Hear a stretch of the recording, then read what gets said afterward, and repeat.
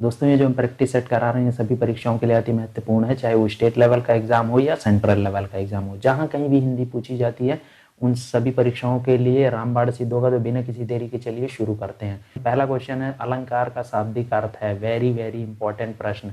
तो ऑप्शन ए होगा, बी होगा, सी होगा या डी होगा।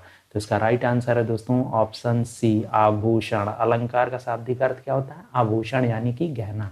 दूसरा प्रश्न लेते हैं, जब किसी वर्ण की आवृत्ति बार बार होती है वहां पर कौन सा अलंकार होता है? वेरी वेरी इंपॉर्टेंट प्रश्न। तो ऑप्शन ए होगा, बी होगा, सी होगा या डी होगा। तो इसका राइट आंसर हो जाएगा दोस्तों ऑप्शन ए, अनुप्रास अलंकार। क्यों होगा दोस्तों? क्योंकि वर्ण की आवृत्ति बार बार होती है, ठीक है, तो वहां पे क्या होता है? अनुप्रास अलंकार होता है। तीसरा प्रश्न लेते हैं, इन पंक्तियों में कौन सा अलंकार है? तो दोस्तों पंक्तियों को पढ़िए पहले और फिर बताइए कि इसका आंसर क्या है। ऑप्शन ए होगा, बी होगा, सी होगा या डी होगा। तो इसका सही आंसर क्या हो जाएगा दोस्तों? इसका सही आंसर है ऑप्शन डी, मानवीकरण का ये एग्जाम्पल है। बहुत ही महत्वपूर्ण, बार बार पूछा जाता है तो इसे नोट भी करते चलिएगा, ठीक है।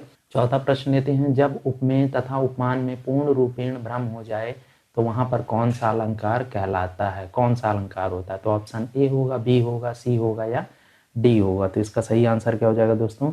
इसका सही आंसर है ऑप्शन बी, भ्रांतिमान अलंकार होता है, ठीक है। जब उपमेय तथा उपमान में पूर्ण रूपेण भ्रम हो जाए तो वहां क्या होता है? भ्रांतिमान होता है। बहुत ही इंपॉर्टेंट है।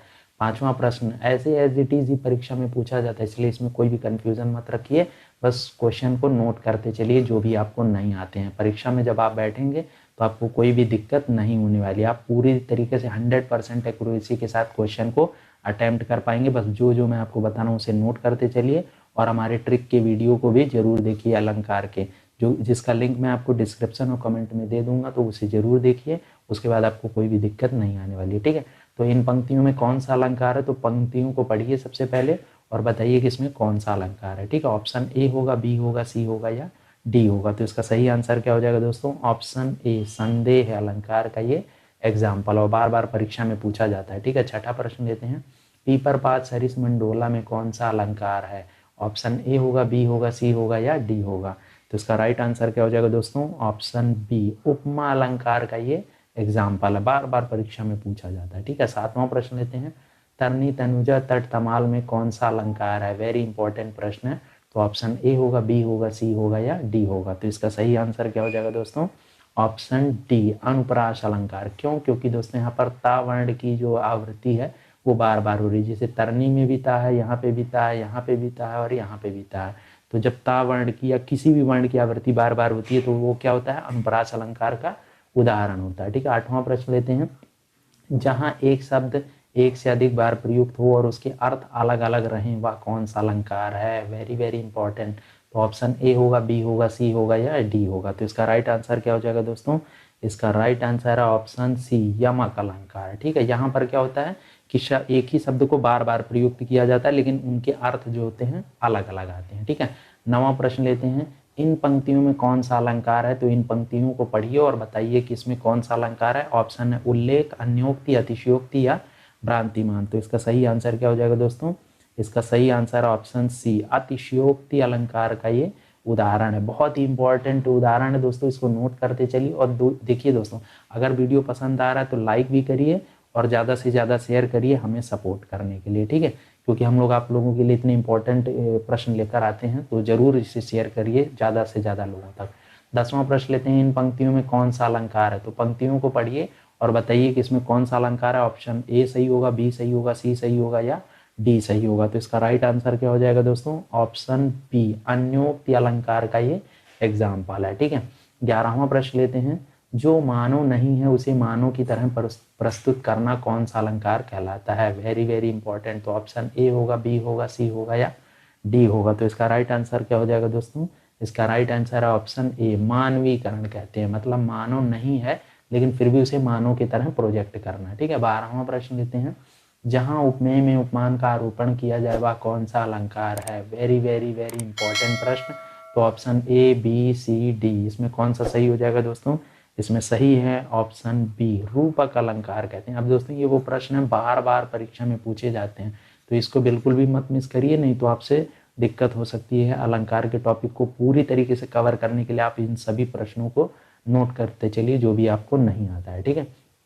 13वां प्रश्न, सजना है मुझे, सजना के लिए में कौन सा अलंकार है, वेरी इंपॉर्टेंट प्रश्न है। तो ऑप्शन ए होगा, बी होगा, सी होगा या डी होगा। तो सही इसका आंसर क्या हो जाएगा दोस्तों, ऑप्शन बी यमक अलंकार। क्यों हो जाएगा दोस्तों, क्योंकि इसमें क्या होता है, एक ही शब्द की आवृत्ति कई बार होती है। तो यहाँ पर सजना का 2 बार यूज किया जा रहा है, लेकिन अलग अलग अर्थ है। पहली बार क्या अर्थ है दोस्तों, तो पहली बार का अर्थ है श्रृंगार से रिलेटेड, ठीक है। सजना मतलब सजना संवरना, मतलब कि श्रृंगार करना। दूसरे सजना का मतलब है दोस्तों नायक से है, इसलिए शब्द तो एक ही है लेकिन उसके जो अर्थ हैं वो अलग अलग है, ठीक है। तो इस बहुत ही इंपॉर्टेंट है। 14वां प्रश्न लेते हैं, इन पंक्तियों में कौन सा अलंकार है। तो चारुचंद्र की चंचल किरणें खेल रही थी जल थल में, बहुत ही महत्वपूर्ण प्रश्न है। तो ऑप्शन ए होगा, बी होगा, सी होगा या डी होगा। तो इसका सही आंसर क्या हो जाएगा दोस्तों, ऑप्शन ए अनुप्रास अलंकार होगा। क्यों होगा, क्योंकि यहाँ पे भी चा वर्ण की आवृत्ति कई बार हो रही है, ठीक है। अगला प्रश्न लेते हैं 15वां, जहां पर उपमान के ना होने पर उपमेय को ही उपमान मान लिया जाए वह कौन सा अलंकार होता है। बहुत ही महत्वपूर्ण प्रश्न है। तो ऑप्शन ए होगा, बी होगा, सी होगा या डी होगा। तो इसका सही आंसर क्या हो जाएगा दोस्तों, ऑप्शन बी उत्प्रेक्षा अलंकार उसे कहते हैं। और ये बहुत ही इंपॉर्टेंट क्वेश्चन है, ठीक है, इसे भी नोट कर लीजिएगा। 16वां प्रश्न लेते हैं, इन पंक्तियों में कौन सा अलंकार है। तो इस पूरी पंक्तियों को पढ़िए और बताइए कि इसमें कौन सा अलंकार है। यमक होगा, अनुप्रास होगा, श्लेष होगा या उपमा होगा। तो इसका सही आंसर क्या है दोस्तों, ऑप्शन सी श्लेष अलंकार का ये एग्जाम्पल है। और बहुत बार बार परीक्षा में ये पूछा गया, तो इसको भी नोट कर लीजिएगा। आप लोग परीक्षा में बैठते होंगे तो देखते होंगे ऐसे ही प्रश्न आते हैं, ठीक है। तो मैं उन्हीं सबको लेकर आया हूँ। तो 17वां प्रश्न लेते हैं, जहाँ कोई शब्द एक ही बार प्रयुक्त हो किंतु प्रसंग भेद में उसके अर्थ अलग अलग हों तो उसे क्या कहते हैं। ऑप्शन ए होगा, बी होगा, सी होगा या डी होगा। तो उसका राइट आंसर क्या हो जाएगा दोस्तों, ऑप्शन ए श्लेष अलंकार होता है, ठीक है। जहाँ कोई शब्द एक ही बार प्रयुक्त हो किंतु प्रसंग भेद में उसके अर्थ अलग अलग हो, ठीक है। नेक्स्ट प्रश्न लेते हैं 18वां, चरण कमल बंधो हरिराई में कौन सा अलंकार है। बहुत ही इंपॉर्टेंट, वेरी वेरी। तो ऑप्शन ए होगा, बी होगा, सी होगा या डी होगा। इसका राइट आंसर क्या हो जाएगा दोस्तों, ऑप्शन बी रूपक अलंकार का ये एग्जाम्पल है, ठीक है। क्यों है वो सब मैंने अपने ट्रिक वाली वीडियो में बता रखा। 19वां प्रश्न लेते हैं दोस्तों, अंबर पनघट में डुबो रही ताराघट उषा नागरी में कौन सा अलंकार है। ये भी प्रश्न बहुत बार बार परीक्षा में डिफरेंट एग्जाम में बार बार पूछा जाता है। तो ऑप्शन ए होगा, बी होगा, सी होगा या डी होगा। तो इसका राइट आंसर क्या हो जाएगा दोस्तों, ऑप्शन ए रूपक अलंकार का ये भी एग्जाम्पल है, ठीक है। नेक्स्ट प्रश्न लेते हैं 20वां प्रश्न है, 3 बेर खाती थी वे 3 बेर खाती हैं में कौन सा अलंकार है। वेरी इंपॉर्टेंट प्रश्न। तो ऑप्शन ए होगा, बी होगा, सी होगा या डी होगा। तो इसका राइट आंसर क्या हो जाएगा दोस्तों, ऑप्शन डी यमक अलंकार का ये एग्जाम्पल है, ठीक। इसको भी नोट कर लीजिएगा। 21वां प्रश्न लेते हैं, फूल हंसे कलियां मुस्काई में कौन सा अलंकार है। तो ऑप्शन ए होगा, बी होगा, सी होगा या डी होगा। तो इसका राइट आंसर क्या हो जाएगा दोस्तों, ऑप्शन सी मानवीकरण।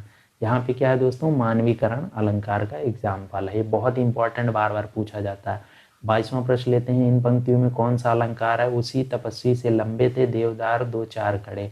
तो ऑप्शन ए होगा, बी होगा, सी होगा या डी होगा। तो इसका राइट आंसर क्या हो जाएगा दोस्तों, ऑप्शन डी ये प्रतीप अलंकार का एग्जाम्पल। और ये बार बार परीक्षा में पूछा जाता है। अब दोस्तों बस कुछ नहीं करना, नोट करते चलिए। मैं बार बार इसीलिए बोल रहा हूँ ताकि आपका एक भी प्रश्न मिस ना हो परीक्षा में जब भी आप बैठे, ठीक है। 23वां प्रश्न लेते हैं, यद्यपि अति आरत मारत है भारत के सम भारत में कौन सा अलंकार है। तो ऑप्शन ए होगा, बी होगा, सी होगा या डी होगा। तो इसका राइट आंसर है दोस्तों ऑप्शन सी अन्वय अनन्वय अलंकार का ये एग्जाम्पल है। बहुत ही इंपॉर्टेंट है, ठीक है। यही बार बार पूछे जाते हैं। 24वां, जहाँ पर कारण के ना होते हुए भी कार्य का होना पाया जाए वह कौन सा अलंकार होता है। तो ऑप्शन ए होगा, बी होगा, सी होगा या डी होगा। तो इसका सही आंसर क्या हो जाएगा दोस्तों, ऑप्शन बी विभावना अलंकार होता है, ठीक है।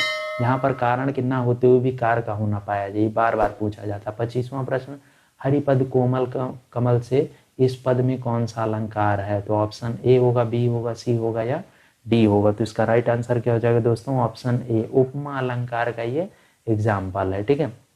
26वां प्रश्न लेते हैं, तरनी तनुजा तट तमाल तरुवर बहुछाये में कौन सा अलंकार है। Very important. ऑप्शन ए होगा, बी होगा, सी होगा या डी होगा। ये प्रश्न एक बार और आ गया, रिपीट हो गया। तो इसका आंसर ऑप्शन ए ही होगा अनुप्रास अलंकार। क्यों होगा, क्योंकि मैंने स्टार्टिंग में आपको बताया ही था। 27वां प्रश्न लेते हैं, प्रस्तुत पंक्तियों में कौन सा अलंकार है। तो इन पंक्तियों को पढ़िए और बताइए कि इसमें कौन सा अलंकार है। ऑप्शन ए होगा, बी होगा, सी होगा या डी होगा। तो इसका राइट आंसर क्या हो जाएगा दोस्तों, ऑप्शन सी मानवीकरण का ये एग्जाम्पल है, ठीक है। 28वां प्रश्न लेते हैं, प्रस्तुत पंक्तियों में कौन सा अलंकार है, इन पंक्तियों को भी पढ़िए और बताइए कि इसमें कौन सा अलंकार ऑप्शन ए होगा, बी होगा, सी होगा या डी होगा। तो इसका राइट आंसर है दोस्तों ऑप्शन बी, उत्प्रेक्षा अलंकार है। क्यों है दोस्तों? क्योंकि यहाँ पे जनु लगा है और जहाँ कहीं जनु, मनु, मानु ये सारी चीज़ें लगी होती हैं वो उत्प्रेक्षा अलंकार का एग्जाम्पल होता है। ये मैंने ट्रिक की वीडियो में बता रखा है, तो उसे आप लोग जरूर देखिएगा। 29वां प्रश्न लेते हैं, प्रस्तुत पंक्तियों में कौन सा अलंकार है। तो इसे भी पूरी पंक्तियों को पढ़िए और बताइए कि इसमें कौन सा अलंकार ऑप्शन ए होगा, बी होगा, सी होगा या डी होगा। तो इसका राइट आंसर क्या हो जाएगा दोस्तों? इसका राइट आंसर है ऑप्शन डी, उत्प्रेक्षा अलंकार है। क्यों है दोस्तों? क्योंकि अभी मैंने बताया था आपको मनु, मानु, मनो, जानू, जानू ये सारी चीज़ें आती हैं, तो वो क्या होता है? उत्प्रेक्षा अलंकार का उदाहरण होता है। अब हमारा 30वां और हमारा अंतिम प्रश्न है, प्रस्तुत पंक्तियों में कौन सा अलंकार है? कनक कनक ते सौगुनी, मादकता अधिकाय, वा खाए बौराए नर या पाए बौराए। तो इसका सही आंसर क्या हो जाएगा दोस्तों? ऑप्शन ए होगा, बी होगा, सी होगा या डी होगा। तो इसका राइट आंसर हो जाएगा दोस्तों ऑप्शन सी, यमक अलंकार का एग्जाम्पल हो जाएगा। ठीक है, तो दोस्तों ये क्वेश्चन है आज का आप लोगों के लिए, जब उपमेय में उपमान की संभावना होती है तो उसे क्या कहते हैं? ऑप्शन ए होगा, बी होगा, सी होगा या डी होगा। ज़्यादा से ज़्यादा लोग इस क्वेश्चन का आंसर कमेंट में दें, जिसका भी आंसर सही होगा उसे मैं पिन कर दूंगा, बाकी लोग वहाँ से देख सकते हैं। और जो नेक्स्ट पार्ट आएगा हमारा अलंकार का टॉप 30 प्रश्न का, जो कि होगा हमारा पार्ट 2, उस वीडियो में मैं इस क्वेश्चन का भी आंसर दे दूंगा। तो आप लोग उस वीडियो को भी जरूर देखिएगा और ज़्यादा से ज़्यादा इस वीडियो को शेयर करिएगा।